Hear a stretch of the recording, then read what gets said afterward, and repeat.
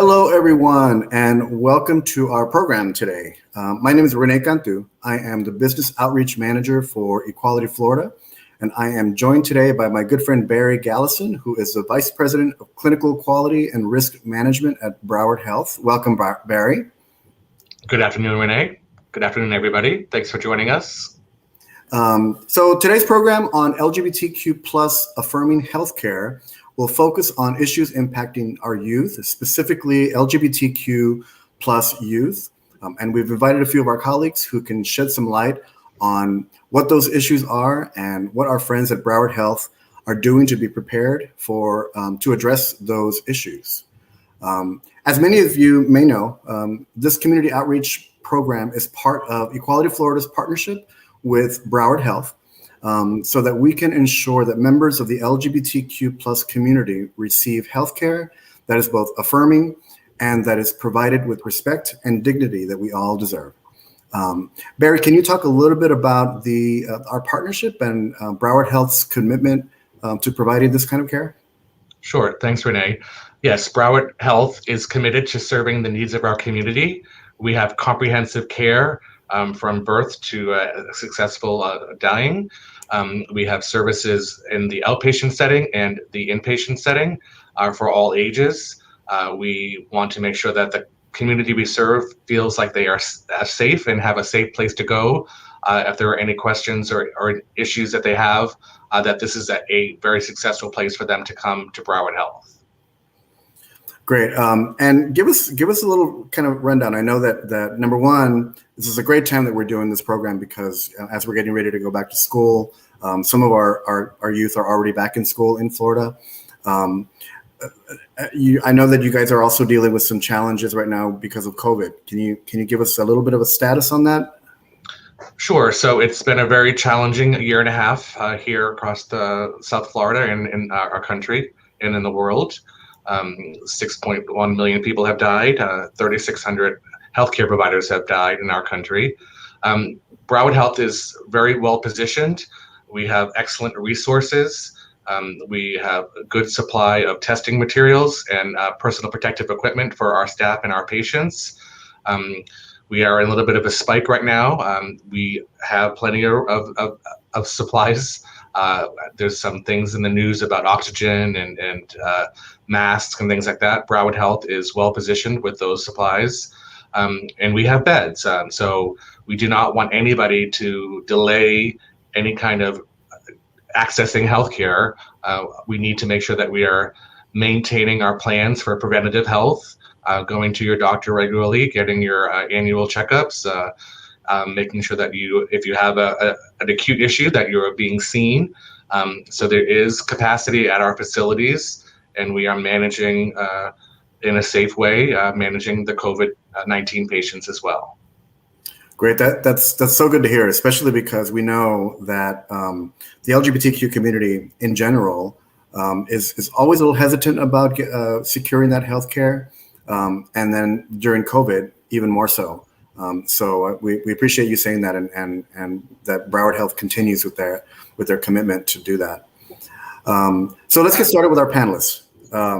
First, here to share a little perspective about what our youth are dealing with, and what social and external factors are impacting the types of healthcare they need, is one of my colleagues from Equality Florida, Ez Rodriguez. Ez works on our Safe and Healthy Schools program, and they, along with the rest of our program staff, have been diligent in understanding these issues and helping parents and educators to understand them and how to address them. Ez is Equality Florida Pinellas Safe and Healthy Schools coordinator. And it is a transplant to Florida after 18 years in beautiful and snowy Minneapolis, Minnesota. They also are a nationally certified welcoming schools facilitator with the Human Rights Campaign. Ez is committed to working with administrators, teachers, student services staff, parents, school board members, all to ensure the creation of safe, equitable, and healthy school environment in which the LGBTQ plus community or students and all other students can thrive and strive to reach their full potential as whole, authentic individuals. Welcome, Ez. Hey, Renee. Hey, everyone. Thank you so much, Renee. Thank you, Barry. Thanks to Broward Health for inviting me. I'm very appreciative to be on this panel. Awesome. Thanks for that cool intro. I was smart today, and it is the beginning of football season. So I almost wore my Gator bow tie, but today I wore my Broncos, so nobody can yell at me in South Florida. So there we go. Yeah, before you get into your presentation, let me bring on the rest of our panelists so they can all be on board. We also have Michael Alexander Luce, who is with SunServe. He will talk specifically about the intricacies of healthcare for trans youth. Michael is a graduate of Florida State University with experience as a special education teacher in Miami, Jacksonville, and New York City. After teaching, he went back to school to obtain his master's in social work and is now a licensed clinical social worker in the state of Florida with 6 years experience working with the LGBTQ plus population. He has experience working with family preservation, youth homelessness prevention, students in alternative education placements, and women and youth experiencing homelessness. Since 2018, he has been working as the lead youth therapist at SunServe, and as of October 2020, became the assistant clinical director there. Welcome, Michael. Hi, everybody. Thanks for having me. And as you heard, as that Florida State graduate, I would not have appreciated that Gator bow tie, so I appreciate you wearing the Broncos stuff. Great. We also have Dr. Lisa Kenigsberg-Fechter, who is a pediatric endocrinologist and serves as the medical director of the Pediatric and Adolescent Transgender Clinic that is at Broward Health. She is a graduate of the University of Florida College of Medicine and has built her medical focus, among other things, care for transgender and gender diverse youth, which I think is super cool, and exactly what our community wants to know that exists here in Broward County. Welcome, Dr. Kenigsberg-Fechter. Hi there. Thank you so much for having me. I guess I broke the UF-FSU tie, so another one for Go Gators. Excellent. Well, welcome all of you. And we'll go ahead and start with Ez. Ez, if you want to give us kind of a quick overview of the state of health with our LGBTQ youth, go for it. You have the floor. Yeah, thanks, Renee. Chomp, chomp, Go Gators. All right. So we know that LGBTQ youth are part of every community, and they come from all walks of life and are present in every racial, ethnic, and socioeconomic and geographical group. And while we do have a lot of success stories and know that we work with cool, awesome youth who navigate childhood to adulthood successfully and become healthy and productive adults, we have other folks who are kids and don't get the necessary support at home or at school or in their communities. And this creates a negative impact as a result of many factors. So I just want to start this conversation with letting people know that being LGBTQ is not a risk factor in itself. LGBTQ youth are at a higher risk due to social stigma around being LGBTQ. So I just wanted to set that platform for everybody. And stigma can really come in many forms. Stigma can be discrimination. It can be harassment and bullying. It can be family disapproval, social rejection, and physical and sexual violence. So we want to really have this discussion because I like to do stuff in my trainings about best practices and how we can really put all this in motion. But first, we really need to understand what kids are telling us, how they're feeling, and really review the data. So today I'm going to be the data person instead of the story person. And tell you a few things about what we know about LGBTQ youth nationally and also in the state of Florida. So let's just start with Florida itself because we are here. We're with Broward Health, and we want to talk about our kids that are closest to home. So 18.2% of Florida high school students identified as lesbian, gay, bisexual, or unsure of their sexual orientation in 2019, and this comes from our Florida Youth Risk Behavior Survey. This is in conjunction with the CDC.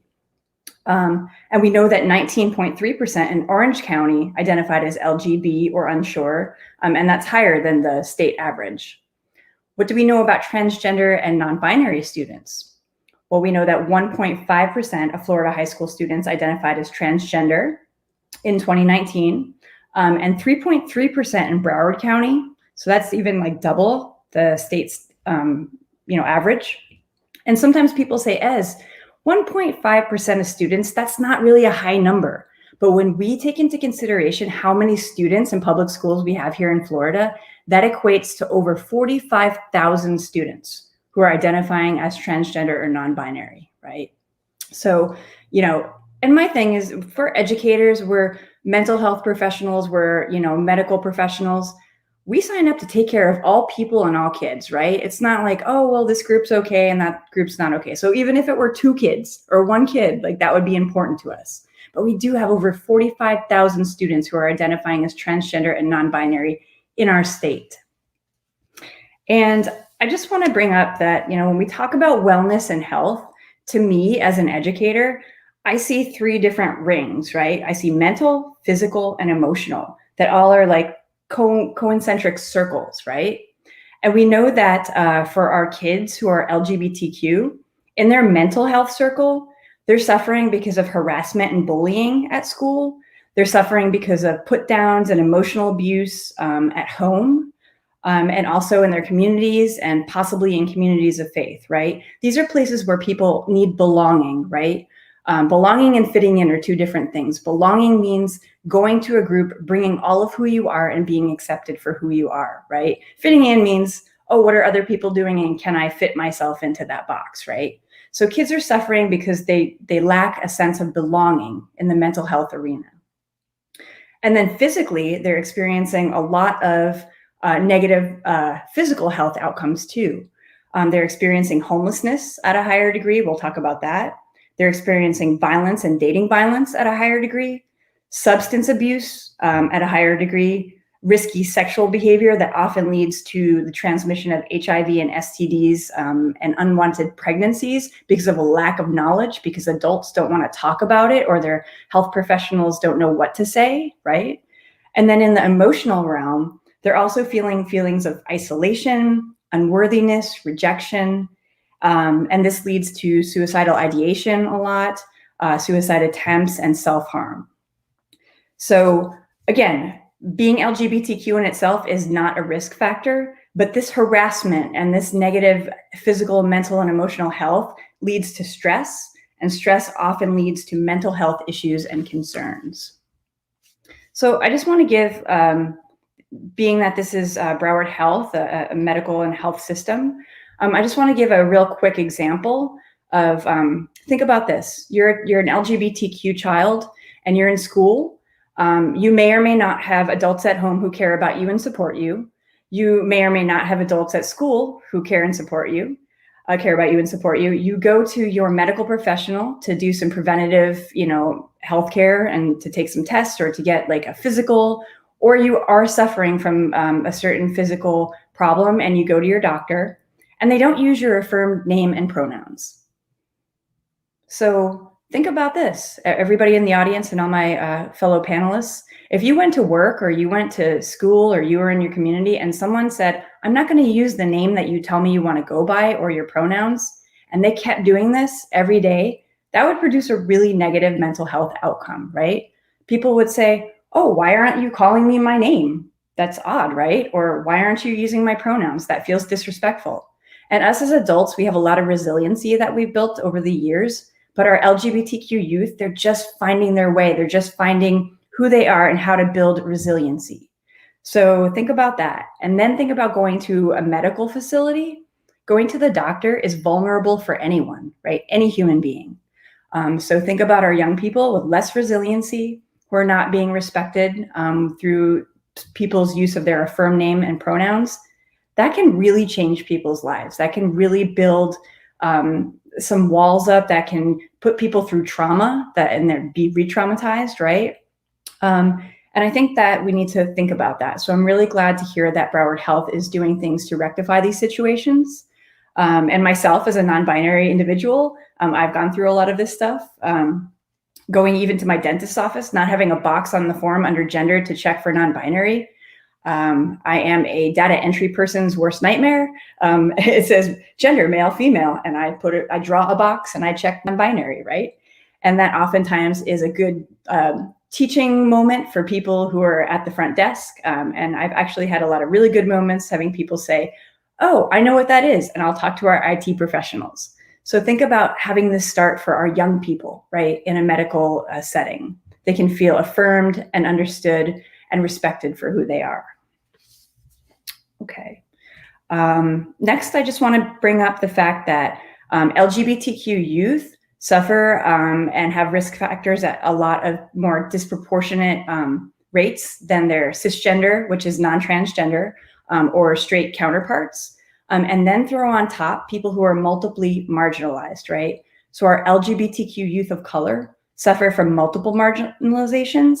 And think of the combination of racism and homophobia and transphobia and biphobia, right? Think of what those kids have to go through. So this even elevates their risks for their health risks, for violence in general, dating violence, substance abuse, injury, negative mental health outcomes.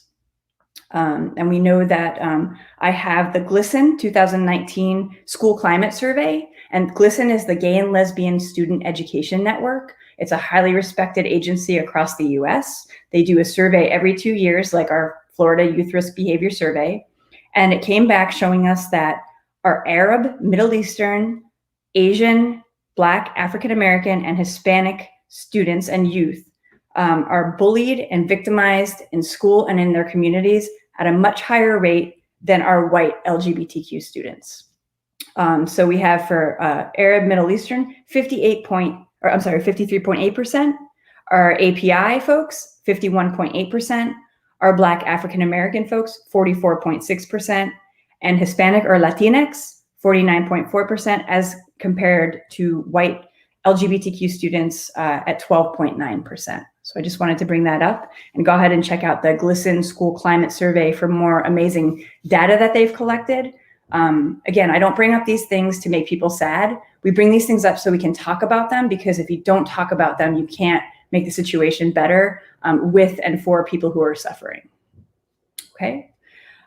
So back to our Florida stats here. So we know that the Florida Youth Risk Behavior Survey for the last probably 3 iterations has only collected data on our lesbian, gay, and bisexual students. Now, working with the Department of Education, Equality Florida, and partner organizations have really talked to folks at the DOE and said, we really know that we have transgender and non-binary students, so we need data to help them and support them and be inclusive to them in our schools and communities, right? So it is a question that districts can adopt to put on their youth risk behavior survey moving forward. But in 2019, we have data across the state only for LGB. So this is sexual orientation, not gender identity, right? Sexual orientation is who you like and who you want to like you. Gender identity is who you are, whether or not anyone else is around you. Just want to remind folks about that. So our LGB students say that they were bullied at school in Florida, 22.5% in comparison with 12.9% of their straight counterparts. They were electronically bullied at 19.5% as opposed to 9.5% of their straight counterparts. And electronic bullying can be anything on social media, email, anything you do on computer. And I think that when you're on an interface like this, or when you're on social media, kids can be a lot meaner, or adults can be a lot meaner, right? Because there's a screen in front of you. You don't see yourself harming another human being, right? You're just typing something. So people can be a lot more cruel. And we know that that really affects our LGBTQ youth. 18.1% said they did not go to school because they felt unsafe, as opposed to 13.5% of their straight counterparts. And 10.9% were threatened or injured with a weapon at school, as opposed to 7.2% of their straight counterparts. Directly affecting their mental health, 58.2% of LGB students experienced depression or were living with depression, as opposed to 28.9% of their straight counterparts. 36.2% reported suicidal ideation, in comparison to 11.3% of their straight counterparts. And 20.4% attempted suicide at least once, in comparison with 5.3% of their straight counterparts. So that's just Florida. And we also know from our GLSEN survey that 42 to 43% of trans folks have attempted suicide at least once. And that's only the people who are reporting, right? If everyone was reporting, it would be closer to 45 to 47% of people. And I think that no matter where we come from, what our backgrounds are, I think we can sign up to say we're human beings and we don't want anyone harming themselves, especially our youth, right? Or taking their own lives because of who they are. So that's really important to think about. We know that there's a percentage of students who did something to purposefully hurt themselves over the last 12 months, and that comes out to 37.3% for LGB students, as opposed to 11.4% for heterosexual students. So I'll kind of leave that with you. Again, I don't mean to bum anyone out, but this is what our kids are reporting, and I think that kids speak their truth, right? As there's a lot of adultism in the world, and we think we know what's best for young people, but when they tell us what's going on with them, it's really, really important to listen and ask them what they need. The next thing I just wanted to mention is that, and sorry if it feels like I'm rushing, I have lots of things to tell you, and I know I have a small amount of time. There are unique concerns for our transgender youth because we just talked about our LGB youth. So imagine adding in trans and non-binary responses to the Youth Risk Behavior Survey. Those numbers are going to go up and be more disproportionate as opposed to their cisgender or straight counterparts. So depression and suicidality was way higher for transgender youth as opposed to cisgender, as in non-transgender youth. And victimization in sexual violence with a weapon at school and felt unsafe to going to school is also almost 3 times higher for transgender youth. Okay, I'm bumming myself out. But really, we're sharing these statistics and data and talking about the state of mental health for our LGBTQ youth because we are professionals, we have skills, and we can do something about it. Our youth experiencing homelessness. We know that 40% of the homeless, or youth experiencing homelessness population, I'm trying to change my language around that, in the US identify as LGBTQ, with the highest percentage identifying as trans youth of color. And that the reason for that is a lot of our youth experience a mental, emotional, and physical abuse at home if they come out as LGBTQ, especially trans and non-binary youth. So they're forced out. They're told, you need to leave the house right now. Or it's so hard to even exist as a human being in the household that they elect to leave because they feel like they can survive at a better, they can survive better if they leave. But we know that when youth leave and experiencing homelessness, they get approached by people who want to take advantage of them in really awful and unsavory ways, like, human trafficking, things like that. And once a youth is embedded in that type of, behavior, it's really hard to get them out because we know that youth have to sacrifice some of their deeply held values in order to exchange them for housing, company, food, right? Transportation, things like that. So we don't want any of our youth to experience homelessness, but we know that 90% of our trans youth say we're experiencing homelessness because of family rejection, because of being aged out of foster care, because of abuse at home or family issues. And 70% of our LGB students have reported that same reasons, family rejection being number 1. So, okay. So since this is Broward Health, I want to go into a little bit more health-related issues. Our LGB students experience sexual violence, sexual dating violence, and physical dating violence at a way higher rate than straight students and youth. And we know that also our youth who are LGB say that they don't remember getting a lot of education around HIV transmission, STD transmission, and pregnancy prevention. So we know that our kids really experience these things at a higher rate than their counterparts who are heterosexual. We have 37% of our LGB students saying that they've never been taught or are not sure if they've ever been taught about AIDS or HIV infection during grades 9 through 12 as opposed to 31% of non-LGBT youth. We know that the percentage of students who didn't use a condom during their last sexual intercourse is 57.8% for LGB youth and 37.1% for non-LGB youth. So we see these disparities because in our schools and in our medical communities, I think a lot of people wince at talking about risk factors and talking about best practices and safety because maybe they're not trained or they don't know what to say or they don't want to say the wrong thing, right? So these conversations are really, really important to have in order to set up youth with knowledge that is evidence-based that will protect them. And finally, I'm going to also go over a little bit of substance abuse, right? Because if you're consistently harassed and bullied, you're not taken care of in physical, emotional ways, what do you turn to? How do you cope, right? A lot of our kids turn to substance abuse to cope with stress based on, bullying, harassment, isolation.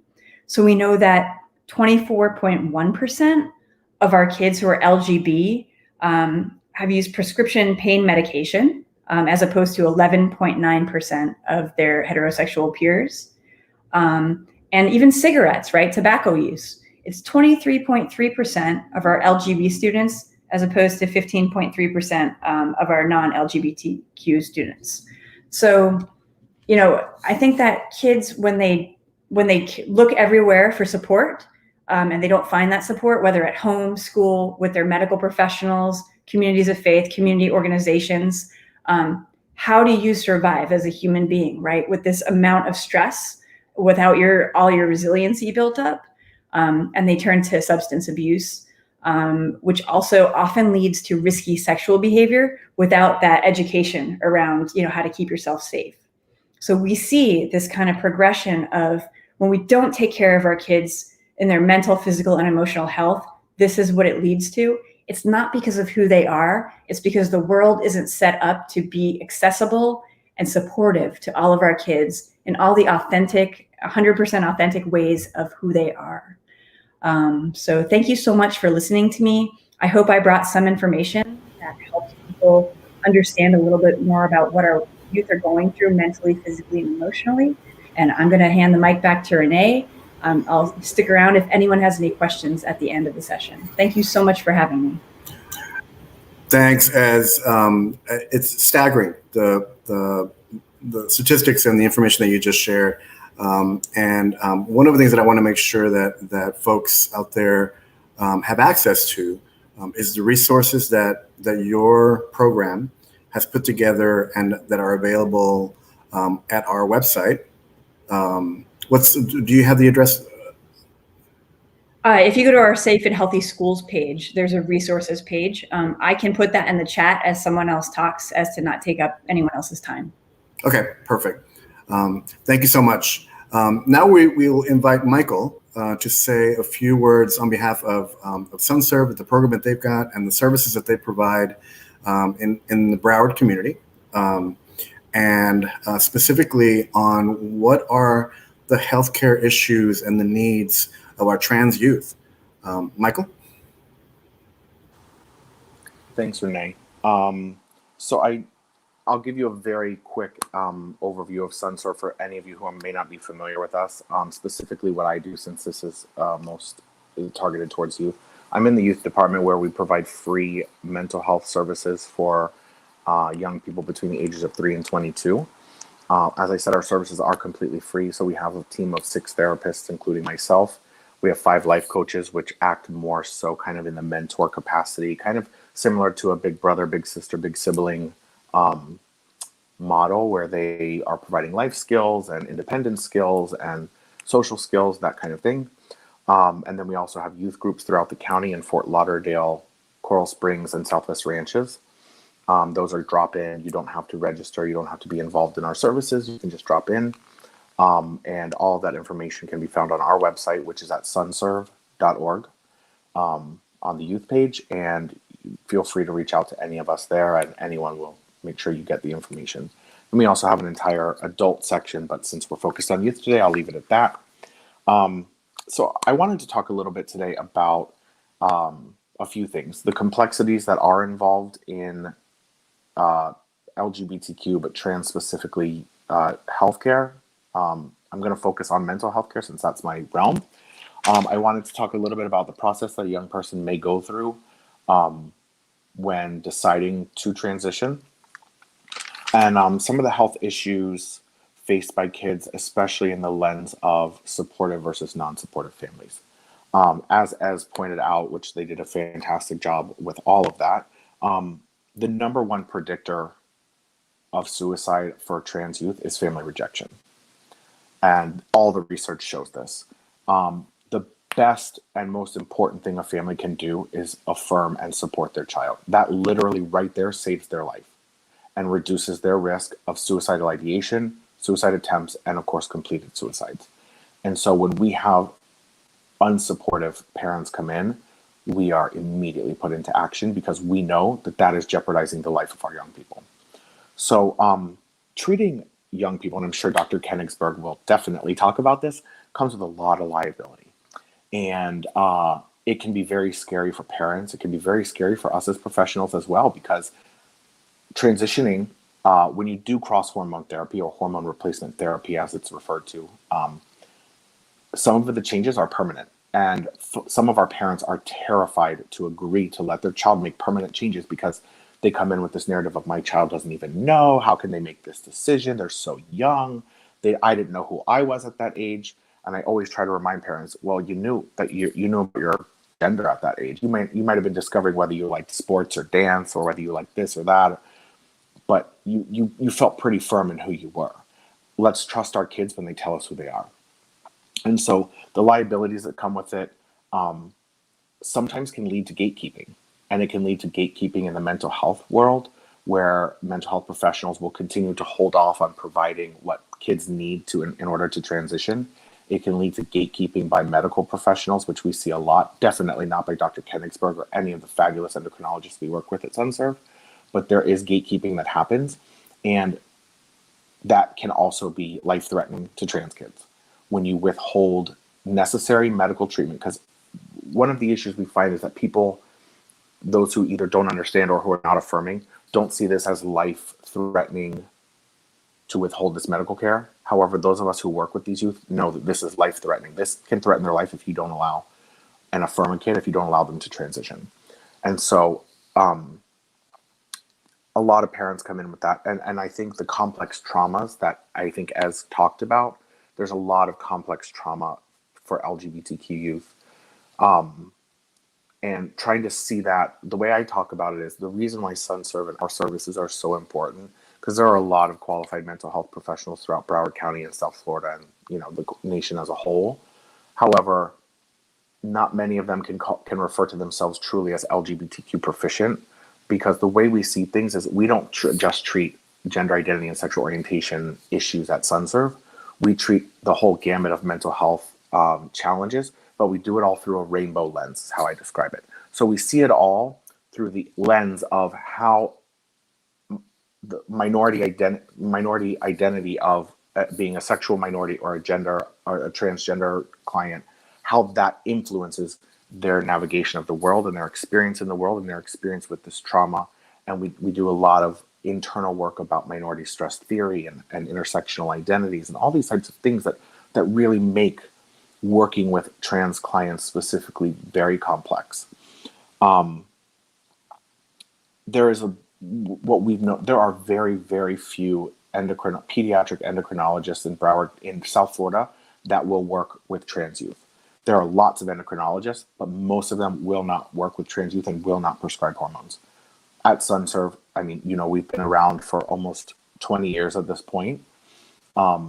We know I can count the endocrinologists that are trans competent and will accept referrals from us on one hand.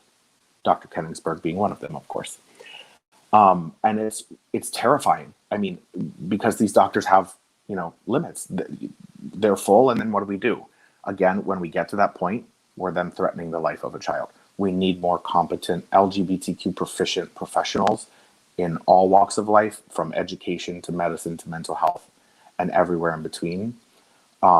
So the hesitation by medical professionals to treat trans youth, and on top of that, the lack of proficiency by medical professionals and lack of competency by medical professionals is dangerous. And one of the things that I often talk about in my trainings is when we think about cultural competency, especially in the mental health field, we think about, being able to work with the Hispanic Latinx community, or being proficient in working with Black clients, or being proficient with American Indian, Native American clients, we think of all these different racial groups or sometimes religious groups, like knowing how to work with Muslim clients or understanding Gujarati Indian clients. But nobody ever comes up with LGBTQ culture. And here's the thing, we are our own culture. We have our own language, we have our own words, we have our own customs and traditions.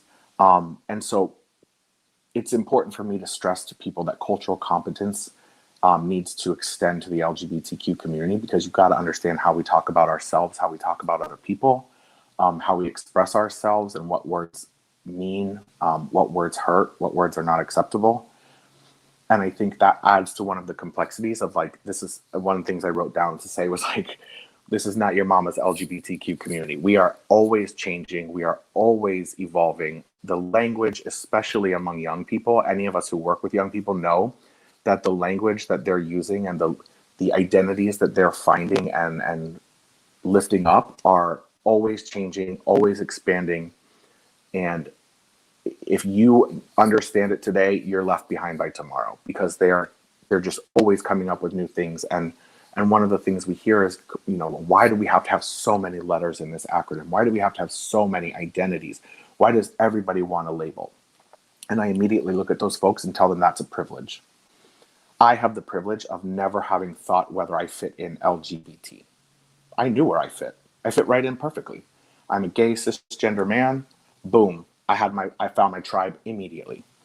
What if I didn't fit in LGBT? Then they added the Q. Okay, great. That expanded it a little more. But now we are at LGBTQIAAP plus. There's so many letters, and I try to help people understand the beauty of that and the privilege that they have in being annoyed by it. It is privileged to fit into as human beings, we want to belong. And I think that's one of the things that Ez talked about. We want to find community. We want to find belonging. We want to fit in. That's part of being a human. And so when kids are able to find a label that feels comfortable and be like, okay, you know what? That actually does kind of describe who I am, or who I love, or how I love. That feels good. That feels good for anyone. And so the more we can expand it and the more we can find words, these identities are not new. The words are new. Demisexual people have existed for all of time. Agender people, bigender people, two-spirit people, trans people, they've all existed for all of eternity. We just didn't have the language for it. So for folks who argue like, well, they're just coming up with things left and right, and they're making things up. They're not. All of these identities have really existed for centuries. And so it's very complex to treat LGBTQ and trans youth, but the important thing you can do as a professional is continue to educate yourself, stay up on the literature, but most importantly, as Ez said, and I'm sure as Dr. Kenningsberg will say, listen to the kids, listen to the patients, listen to your clients, whatever you call them where you are, listen to them. They have the lived experience. They're the ones that are most important to listen to. And of course, continue to read the research. One of the things that I wanted to discuss was the process a kid goes through when transitioning is on the table. So sometimes we have families come in and they're like, I just don't understand. He's telling me he's a boy, but he's always been so girly. I don't know where this is, just what parents refer to as a sudden onset trans identity. Because we all hear the story of like, I always knew little Bobby was always a little effeminate and he always liked dolls. And, I always had a feeling. And those are the parents that come in and they're like, okay, I can get on board because I had a feeling. It's the ones who this came out of nowhere for that struggle sometimes. And one of the things that we try to educate folks on is, first and foremost, there is no one or correct way to be trans or to do trans or to transition or to identify as trans. If someone identifies themselves to you as transgender, period. Full stop. That's how they identify. It's not for you to understand or to make sense of. But secondly, we try to help parents understand that while many kids may discover this at a young age, there is a very big group of folks who, when body changes and puberty hits, that is what triggers it. You know, kids may never have realized that their chest was going to develop. And then all of a sudden, all of their friends, their chest starts to grow. And they're like, oh my God, that's going to happen to me. I didn't want that to happen to me. I thought, you know, who knows what they thought. But like, puberty is a big trigger for just gender dysphoria. So that might not come on until the kid is 10, 11, 12, 13, 14, 15 years old. As puberty really starts to kick in, the dysphoria starts to kick in. And that's when parents are like, well, I just don't understand. And so that's one of the big things that we do. So the process that a person goes through, regardless of the age and regardless of whether they start in Dr. Kenningsberg's office or mine, they always end up at mine. Because if they go to an endocrinologist first, the endocrinologist is always going to say, are you in therapy? Have you seen a therapist? Have you been in therapy? Have you talked about this? And what if a parent says no, I get an email or a call, either from the parent or from Dr. Kenningsberg or our other wonderful endocrinologists in the area, and say, hey, you know, I referred somebody to you. I just want to let you know they came in for hormones, but they've never been in therapy. Can you work with them? Absolutely. So this journey, especially for minors, always begins in therapy. And most of the endocrinologists that we work with request, it's not a requirement, it's not a law, but they prefer that a young person's in therapy for around 6 months at least before they will agree to provide cross-hormone therapy. Usually, it's less requirement for hormone blockers, which I'll explain the difference between in a moment, but there's usually 6 months, and that's where we all have to be careful about the gatekeeping. So we have to make sure we don't tell a kid like, nope, you got to see me for 6 full months before I'll write you that WPATH letter, because that is gatekeeping.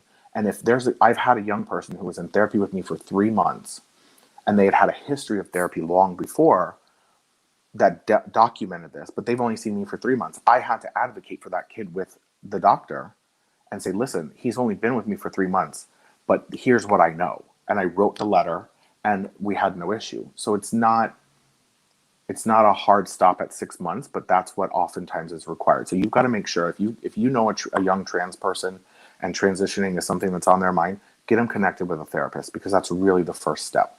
Because doctors are going to refer them right back to us. So depending on the situation, the age, the stage of puberty, this is all determinations made by a doctor, not by us. Either blockers or cross-hormone therapy will be decided upon. The difference between those and the non-medical way that I describe it is that blockers are a pause button on puberty and development. And when removed, puberty and development will pick right back up where it was paused. And cross-hormone therapy is a full stop on certain things and will create some permanent changes. And so when I explain that to parents, it provides them a better understanding. And then I tell them you need to talk to a doctor about anything further beyond that. So a lot of parents are initially comfortable with blockers when they're not so comfortable with HRT, full HRT. And so that's where we try to get our kids to understand, this is a part of your transition. So don't feel like blockers are you not transitioning. Blockers are a part of it, especially for folks who are AMAB, which is assigned male at birth. They're going to be on blockers for their entire transition unless they have a gonadectomy or bottom surgery, which is where the testosterone is produced. But they're going to be on blockers for a long time because testosterone is so powerful. So it has to be blocked. And so we try to get kids to understand that, and parents as well, because that's one of the complexities when working with trans youth is the parents.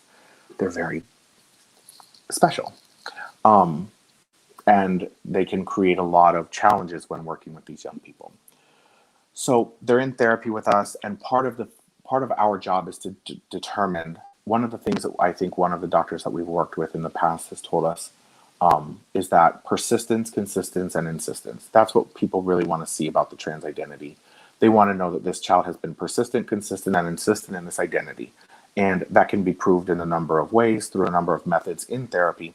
And that's what doctors want to hear from us, that yes, we affirm that this child is persistent, consistent, and insistent with their identity, and that we as mental health professionals affirm that they are ready for HRT, cross hormone therapy.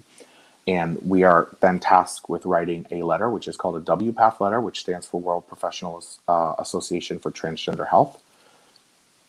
And that letter is very standard format, and that goes to the doctor, and then the doctor proceeds on with their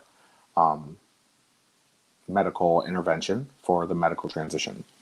Oftentimes, kids will begin with a social transition before a medical transition happens. And a social transition means they're dressing in their affirmed gender.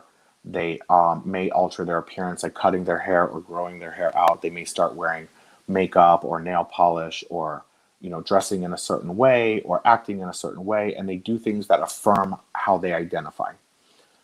So the social transition often takes place before a medical transition, and then the legal transition, which is the name change, the gender marker change, that can happen at various points throughout a transition. So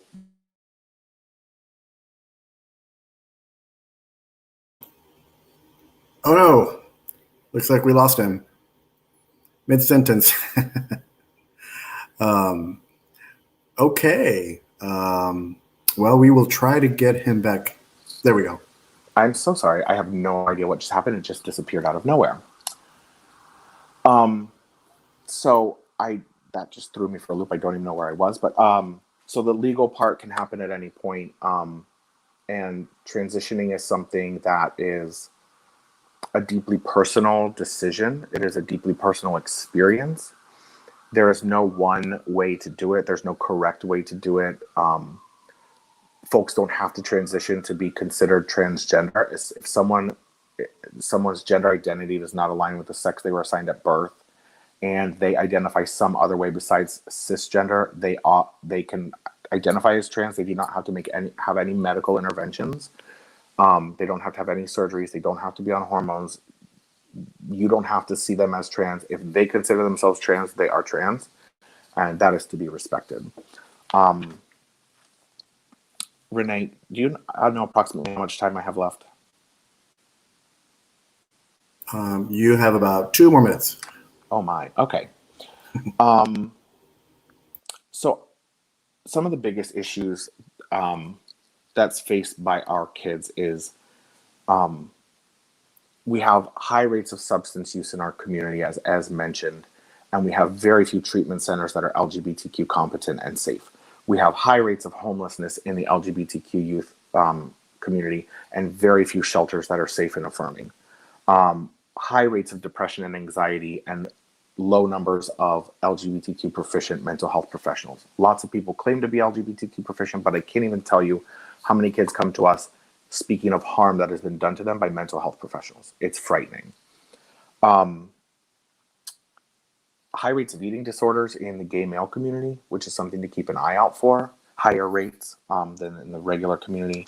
HIV is disproportionately affecting our trans female population, especially trans sex workers. Using inclusive language when you're talking, I don't know if we have many doctors in the room, but the difference between identifying as MSM versus gay, like just because a male has sex with other men doesn't mean that they're automatically going to identify as gay. So using language that's inclusive of folks, you might shut somebody out who doesn't consider themselves gay, a male who has sex with other men, and you might miss an opportunity to have a real authentic conversation about HIV risk and PrEP and condom usage and all those things. So inclusive language is really critical as a provider of anything. Pushing for data, I has kind of talked about that as well. Our data does not include LGBTQ identities oftentimes, and trans identities are left off even more than ever. Supportive and non-supportive parents, I was asked to estimate that. I would say Broward is a really hard place to estimate that, because I see Broward as like a shining beacon of open-mindedness in a state that's not so open-minded. So here I would say our rates in Broward County are a little higher. And of course, if someone's bringing their child to me at SunServe, there's at least some percentage of acceptance because they're coming to an LGBTQ serving organization. So they're willing to bring them to me. There's some level of acceptance. So it skews my ability to estimate this, but I would say between 50 and 60% in the county probably are accepting. It's higher for certain populations. It's much higher for like gay identity, lesbian identity, bisexual lags a little bit behind. Transmasculine is more accepted than transfeminine in many groups. So it's really hard to estimate, but I would say it's growing, especially for the LGB population. Our highest demographic in services is transmasculine. And I think I've spoken with a few other agencies that are seeing a similar trend because, again, transmasculine is more accepted, so they're coming out earlier. Transfeminine is not as accepted, so they're holding it in longer, so they're not necessarily getting to us. I have so much more, but I think I'll just leave it at that. Some of the things I wrote down, not just women get pregnant, so making sure you're using inclusive language with that. Trans men can get pregnant as well. LGBTQ competent sex ed is really important for safer sex practices in the LGBTQ community. And understanding how steeped in the social construct of the binary system all of our language is to really just make sure that you're inclusive with the things you're saying. Thanks, Michael. And you brought us some really interesting and some important points. One of which is the language, and one of which is training that we are encouraging, that we are pushing when it comes to people that work at hospitals or people that interact directly with patients. And that's one of the components of what we're doing in our partnership with Broward Health, is to make sure that staff has been trained, that has some level of cultural competency, a high level of cultural competency when it comes to navigating those issues that impact the LGBTQ plus community. And we're moving along and we're moving forward with some trainings with all staff, or as many staff as we can possibly touch base with. So thanks for bringing that up. I appreciate it.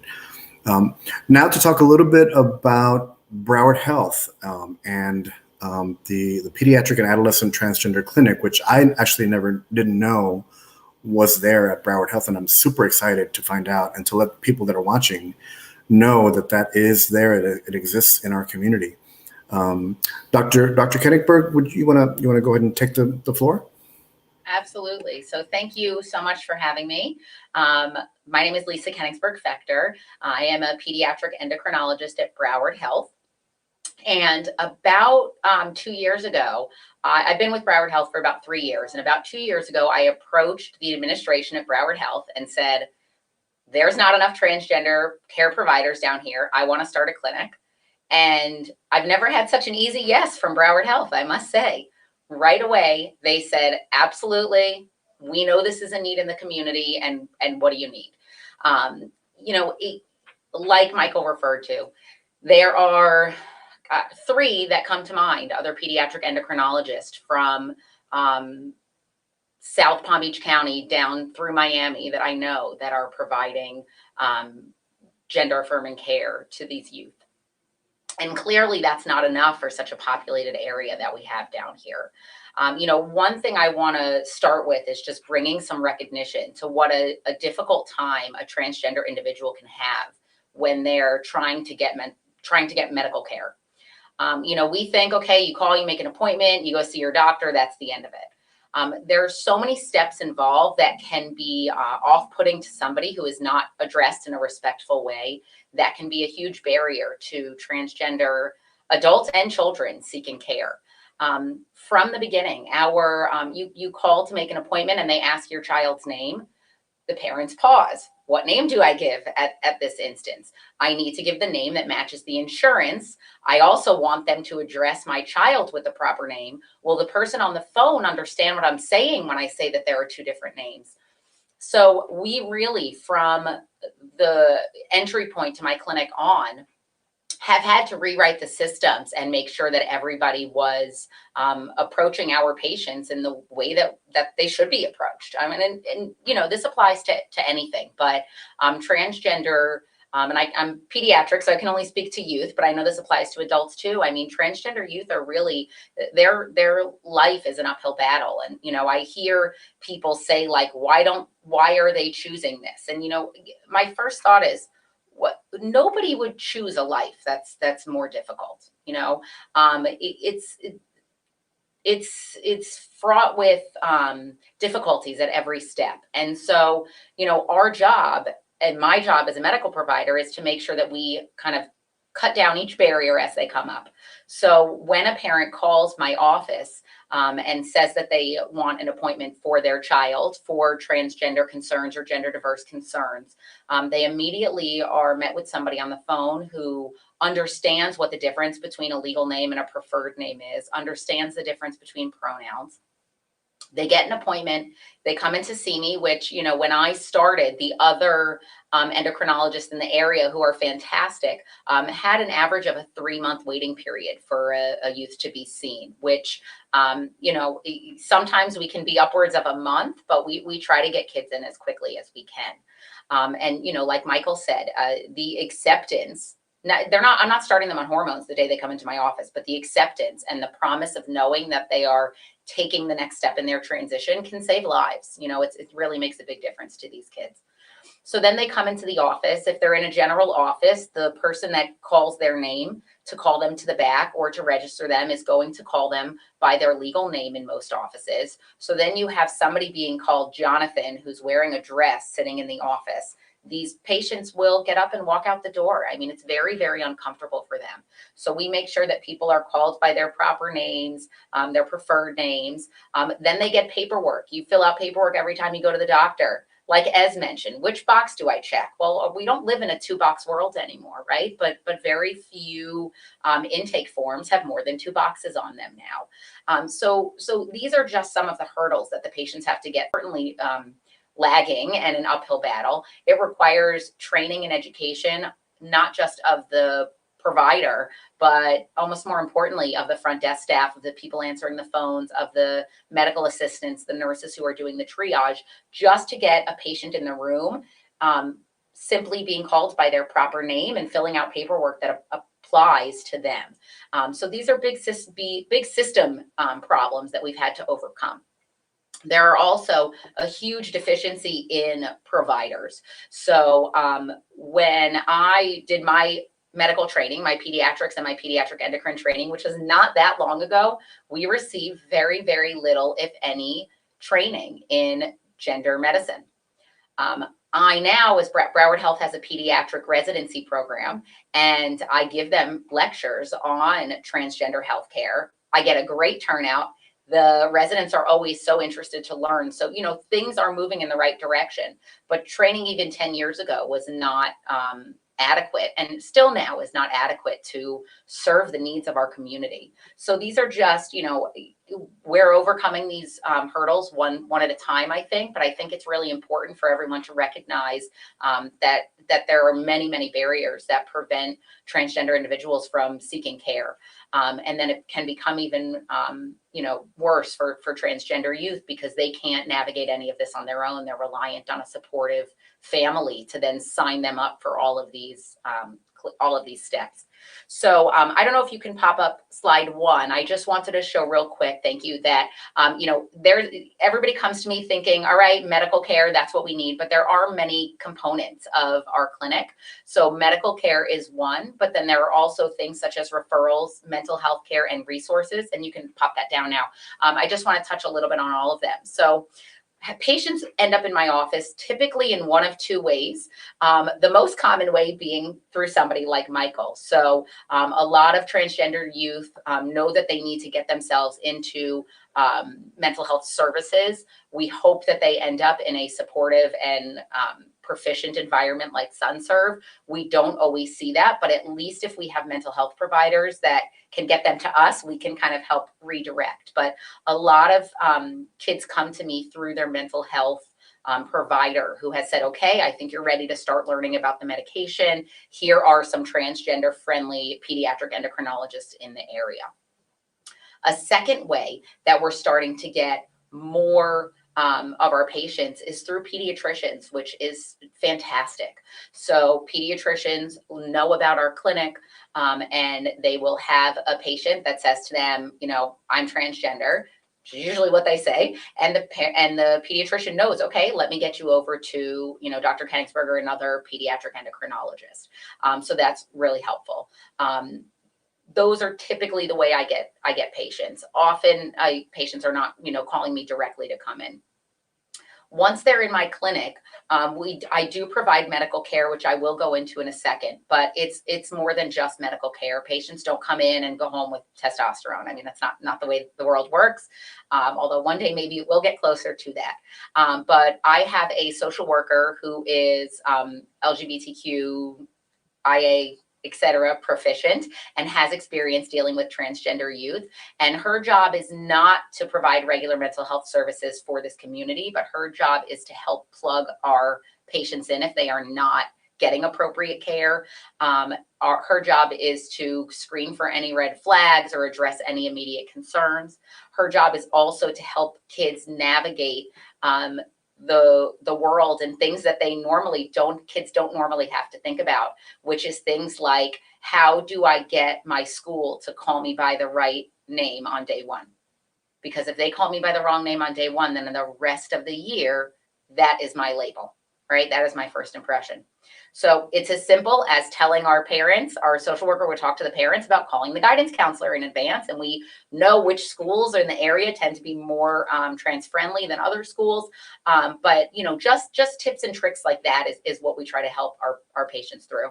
Another thing we do is we provide resources. So things like gender marker changes, name changes sometimes require medical letters. Again, like Michael addressed, I'm not really sure how long, hopefully that will go on for, that your doctor needs to say it's okay for you to change your gender. I mean, it shouldn't, but it does. So we can provide letters like that for patients. And then another thing we do is I have a good list, and, me and the other transgender providers in the area are all constantly talking to each other because it's a small network, close-knit network. We're certainly not competing for patients. We're certainly trying to, the opposite, cover all of the patients that need us. And things like, if we have a transgender male who needs to go in and get a gynecological exam, that male does not want to walk in to their mother's gynecologist and have an exam done. So first of all, I can tell them which gynecologists we know of that have experience taking care of transgender individuals. Then we can make sure the doctor has a heads up that this patient is coming through, that the correct name can be used, and just these little things that you don't always think of when you just bring your child to go to a doctor's office. So really the referrals in the area are another really big one. We do get a lot of kids that are in mental health services, like I said, but some of them have mental health counselors that don't know about the steps that are needed. And so it's our job to kind of make sure that they're in an environment that's getting them closer to their goals. One thing I would say about this area of medicine is that it is, it's fun, it's exciting, it's affirming. I can see what a big impact I'm making in these families' lives, and it's not boring, that's for sure. So this is not a one-size-fits-all area of medicine at all. It's about as opposite as you can get.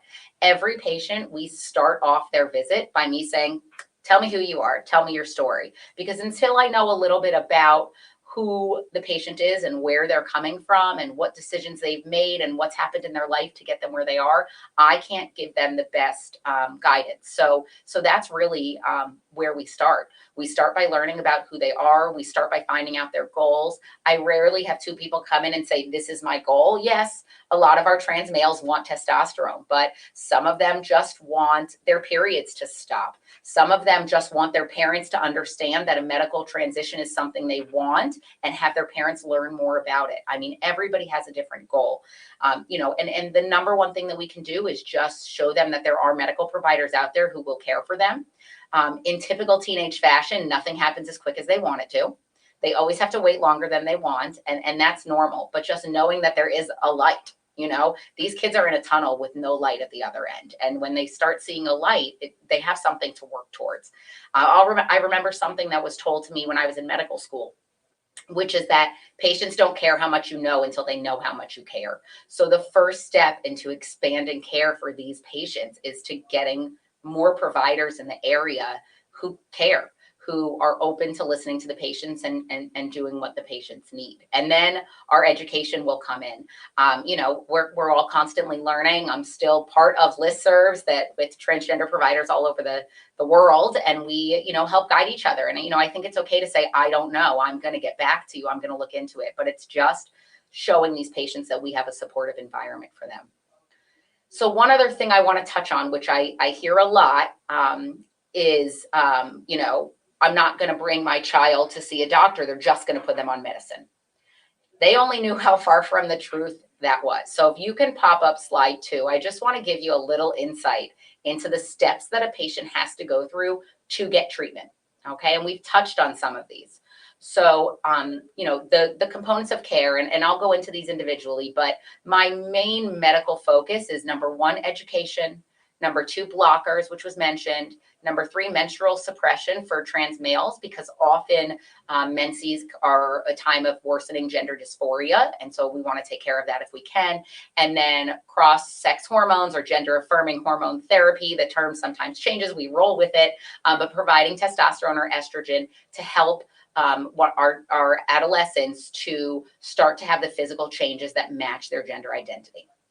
So when a patient comes in looking for one of these things, we have to go through all of these steps. Okay. So the first step is educating the patient. The second step is educating the parent, which is sometimes a lengthy step and sometimes not a lengthy step. The third step is the mental health evaluation, or getting that famous WPATH letter. Then we sign consents. Then we do medical screening and lab evaluations. Then we submit to the insurance to see if we can get approval, and then we can treat. So I think you can pop down that slide, but the number of steps that have to happen to give medications that I give on a regular basis are extensive. So let's take blockers for a second. So, well, first, let me start with education. I have families that come to me to learn more about the medical transition, and that's their goal. And that is a perfectly appropriate reason to come see a pediatric endocrinologist, to learn what this medical transition may look like, what steps have to be overcome to get there, and to just educate the parents. So I don't expect to only see patients when they're ready for their medical transition. So education is a huge part of what I do. And it's why when I see my transgender patients, we give them extra time, because there's certainly, that's another problem in the healthcare system, is the amount of time that your doctor is able to spend with you. And I have the ability through this clinic to spend more time with each patient than I generally would. After the education, we're going to talk about mainly blockers or gender affirming hormone treatment. So blockers are exactly what Michael said. They press pause. So the best way to think about this is, if I see a 6-year-old who is going through puberty, I say, this is too early. Let's stop those hormones. I use the exact same medication that is used in transgender individuals that are looking to block the hormones that their body is making that does not match their gender identity. So again, to address an example that was brought up, we have a transgender male who all of a sudden starts getting breast tissue. If I give blockers, I am not changing the hormones to turn that person into a male. I'm simply telling that transgender male's body, stop making estrogen. This isn't feeling right for this patient. Just stop. The medication, when I have to give this medication to younger children for reasons of early puberty, it is the exact same medication. It has the exact same side effects. It's monitored in the exact same way. When I give that medication to a 6-year-old going through puberty too early, I do my evaluation and I say to the parent, this is my recommendation, this is the medicine, these are the side effects. And they look at me and they say, okay. And I send the paperwork off to the insurance company. Okay. When I have a transgender individual that wants this medication, I sit down with them with a 2-page consent form and about the scariest language that you could ever read that says this could happen and this could happen and this could happen and this could happen. And, even though some of that is certainly overkill, we see what's happening in Florida with these, sports bills and with the healthcare bills that are coming forward, which I know is not the focus of the talk today, but we do these consents because as providers, I need to protect myself so that I am able to continue to provide care to these patients that need care. So we go through the consents, and I tell parents I give this medication all the time, and these are the side effects. And, I have some parents that say, well, what are the, but, don't you want to not do harm? I had somebody say to me, we took an oath to do no harm. By putting in a medication, you could potentially be doing harm. And not treating these patients is not doing no harm, right? Not treating these patients has huge mental health, suicide implications, okay? So there is harm to not treating, and I stand very firm on that. So then we go through this whole consent. Now, imagine you're a single mom and dad is not really involved, but still has legal custody over this child. I cannot prescribe this child medication until I have dad signing consents. So I all the time have parents where one is on board and the other parent, often, not always, but often the less involved parent who is not seeing this child struggle day to day is against medication treatment. I don't stop seeing them because I know I can't treat them. I still continue to provide education, continue to help them with the resources and things that we can do without the parent consent. We still make sure that they're getting their regular mental health services if they need, and we keep addressing the mental health services. Not all patients do. I mean, all patients get, but not all patients need mental health services if they're in a supportive environment and they're comfortable with their, identity. If I do have two supportive parents who both sign consent, I then can apply to the insurance company for medication. I will tell you the insurance process now is easier than the parent process right now, in my experience. Insurance companies are getting with it. They are getting up to date. There are certain medications that we have trouble getting, but there are a lot of medications that we can get with very minimal pushback. So, that really is certainly moving in the right direction. So that is my blocker. So again, I'm giving a medication to tell the body, wrong hormones, stop. If I were to stop the medication, those hormones will just come right back and be produced again. The same way that I'll stop puberty in a 6-year-old, and when they're 10, I'll stop the medicine and let them continue through puberty. That medication has reversible side effects only. Reversible side effects only. There are no irreversible side effects to responsible use of the medication. Okay, of course, every medication can have long-term damage if it's not used responsibly, but under a provider who is experienced with these medications, these are reversible things. So if we can, and if we have supportive parents, especially if we're early in puberty, this is a great option to just stop things to buy more time to figure things out. So I do get some kids that are 9. Of course, the 9-year-old is not old enough to make that decision to want to start estrogen or start testosterone, but we certainly can stop puberty because not all 9-year-olds are in puberty, and allow them a few more years for their mind to develop and them to get older and to just learn, more about who they are, like, we all did going through school. So that is our puberty blockers. They again have reversible side effects. And so, they are used, and they probably should be used even more than they are, because they're a very, very safe option to just pause things and just give it a little bit more time. The other thing that they can do is they can stop changes to the body that will not be able to be reversed without surgery down the road. So if I have a transgender male whose body is making estrogen, if I stop the body from making estrogen before the breast tissue develops, they may not require a surgery down the road to remove the breast tissue. So that's another thing. It can lessen the risk for other procedures down the road and make the medical transition or a surgical transition, easier down the road. There is no recommendation from WPATH, which is kind of our governing body or gives us the most info. There is no recommendations regarding age for blockers. The age is once puberty starts and you have a child that is questioning their gender, not transgender, questioning their gender, blockers are indicated. Now we switch to the gender affirming or cross-sex hormone medications. And those are medications that are meant to help a child to go through the gender puberty in the gender that matches their gender identity. That is either testosterone or estrogen. We have the same consent process for that. Parents have to agree, children have to agree. We sign consents going over every possible little thing that could happen. We get blood tests. I'm often monitoring blood tests every 3 to 6 months in these kids. They're coming to see me every 3 months, if not more often. And we're closely monitoring the medication we're putting in their body, like any doctor would for any medication that's being used. The consent process is different. I also use estrogen and testosterone to help somebody go through puberty if their body is unable to make it.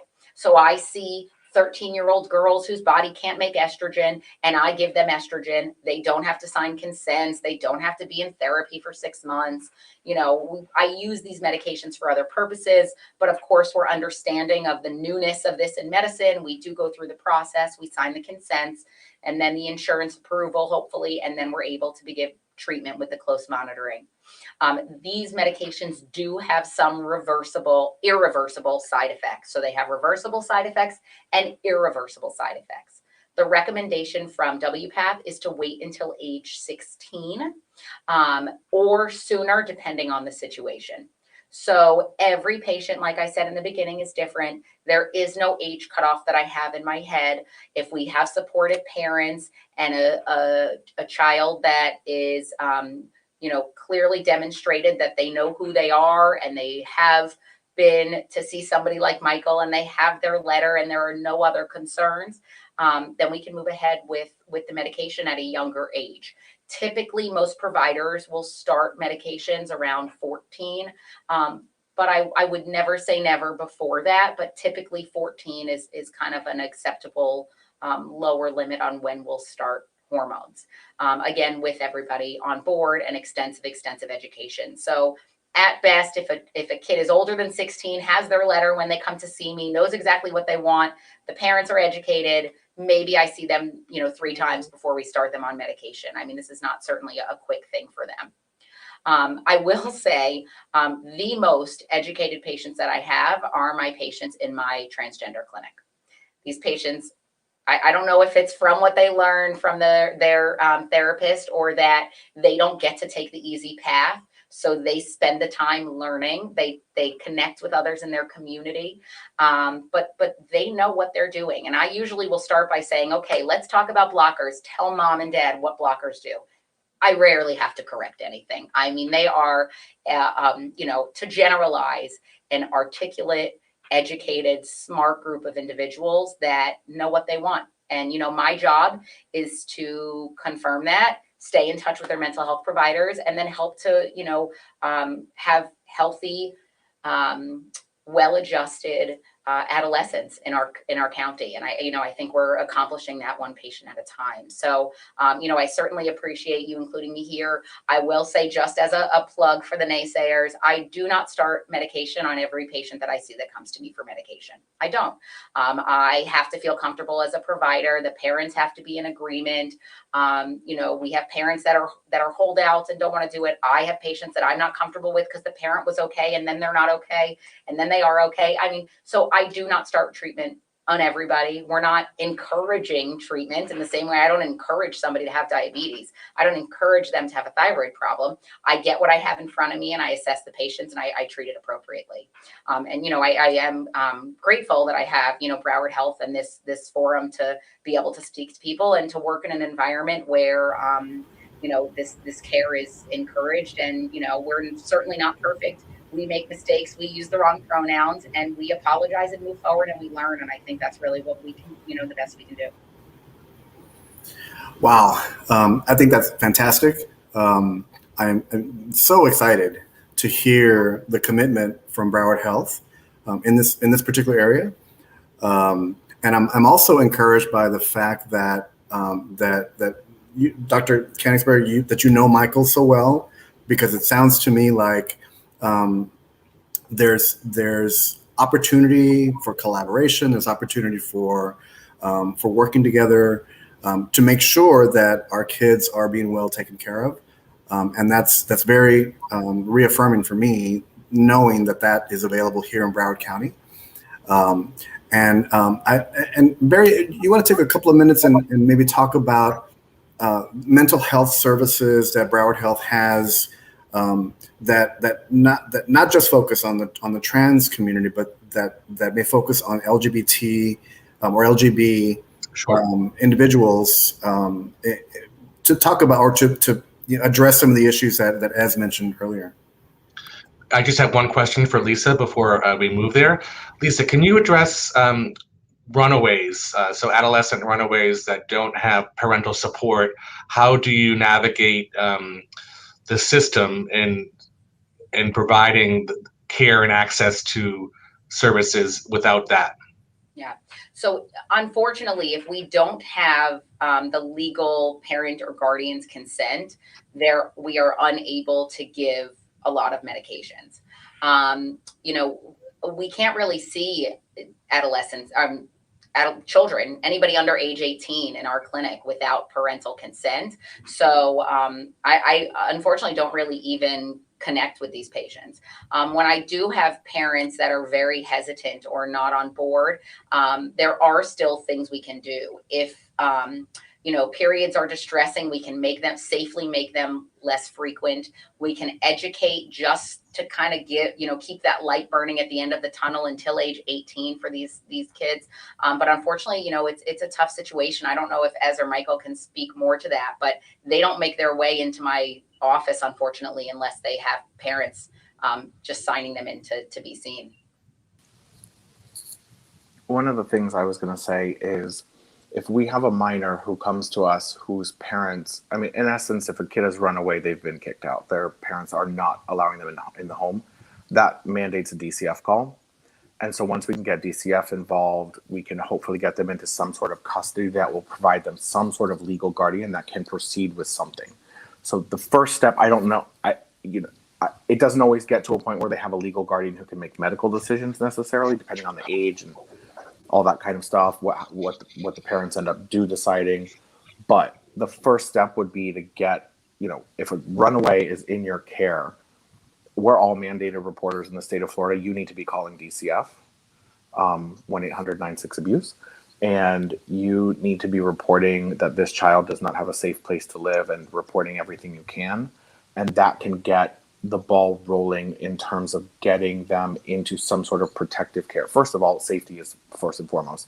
Usually, if you have a child who's living on the streets, what we all know from Maslow's hierarchy of needs, their safety is the first thing that needs to be addressed, because if they don't have a safe place to live and don't know where they're getting food and water, they're not going to be coming to you asking for testosterone. They're going to be saying, I was touched last night, I was on the streets, I'm not safe. So I don't know that happens too often, but my recommendation would be to make a DCF call.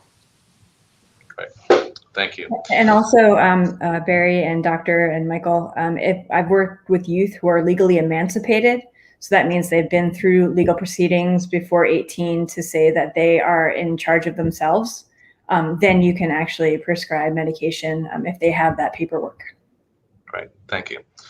So thanks, Renee, for that question. And I just want to take a moment to thank Ez, Michael, and Lisa for this moving presentation. I'm overwhelmed to have this support and to partner with Equality Florida, and in our journey. It is a lot of growing pains. We have been on this road many times, and one of the barriers that we do have is our informatics system and getting the language to be correct. So Dr. Gettysburg knows the journey that I've been on, and here at Broward Health, we're making lots of progress. I'm grateful for the community and the grants that we have to support the education for our staff.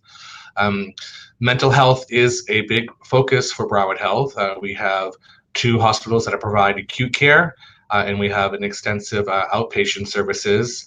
We have onboarded a new child psychologist to our team. Dr. Jekyll has just joined, so he was going to be a part of this presentation today, but he had a previous commitment.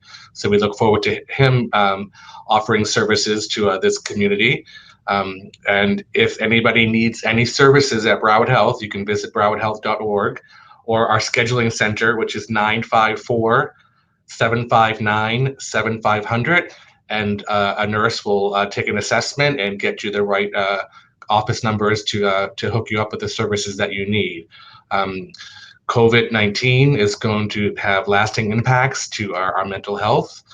We have a lot of people in healthcare that are burning out and suffering. It's taking a mental toll on our communities.